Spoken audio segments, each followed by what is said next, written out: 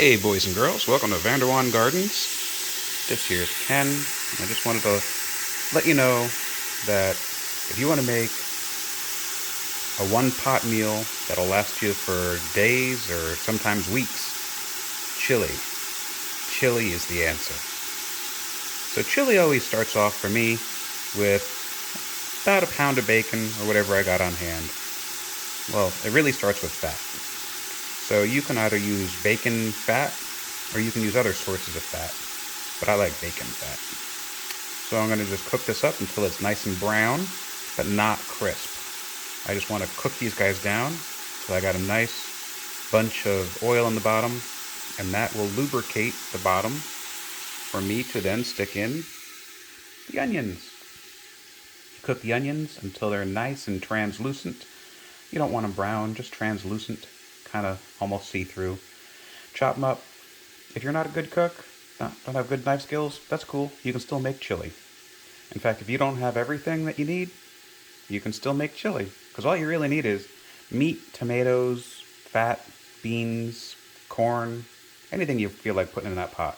If you got some meat that you want to get rid of, like let's say that, I don't know, you got some, well, this here is some good old cow we got from buying a quarter or a half a cow. So, I mean, this is awesome. But then somebody gave us some ground pork. Okay. For my award-winning chili, I typically start with smoked meats. Usually those are smoking disasters, like smoked pork chops that I smoke too long and then they turn into shoe leather.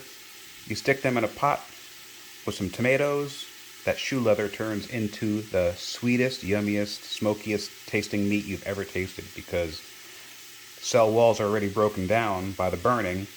You re-impregnate them with moisture from the tomatoes, and they just explode with flavor. So don't ever throw away meat if you can ever help it, unless it's bad. But if it's good meat, stick it in your chili.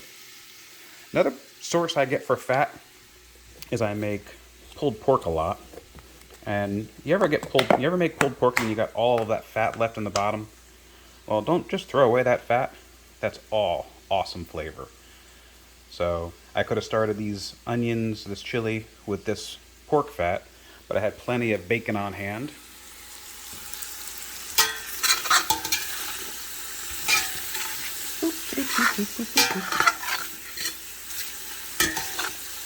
Yeah, good old one-handed cooking method. And just wiggle it around to get them all. Maybe we can put the onions in.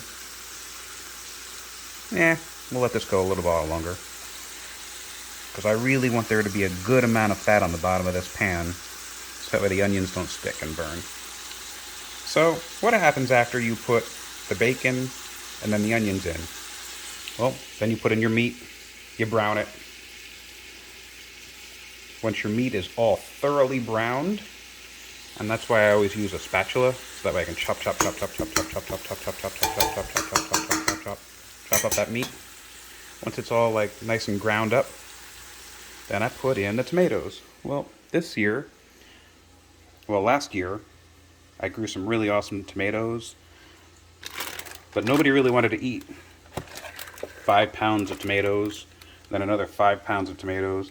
So I just Ziplocked them, stuck them in the freezer, and that was like, months and months and months ago. Well, now they're getting defrosted, draining out the liquid. And then these ones, I'm going to just chop these up in various sizes, because when you eat chili, it's cool to get like some sauce, but then it's good to get some chunks. So these nice big ugly tomatoes, I'm going to chop them up.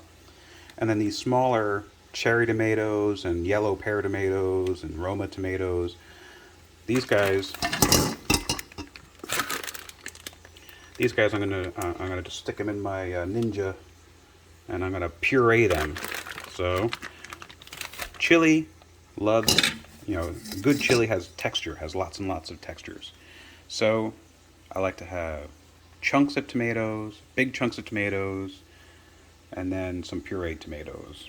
And then after that happens, well, I ran out of cans of beans. I usually buy these things by the case. So these are my last 4 beans. So then I had to go and reconstitute some dried beans. So I got about 2 cups, or about a pound of black beans that I've been soaking since last night. And then the same for these navy beans? Pinto beans. No, these are pinto beans. So you might recognize these beans from other videos where I'm actually seeding them. So before I tried to seed those beans, just bought them. They're Goya beans from the grocery store. Oh, I gotta get out some of these floaties. But you soak them to get them all nice and fat again.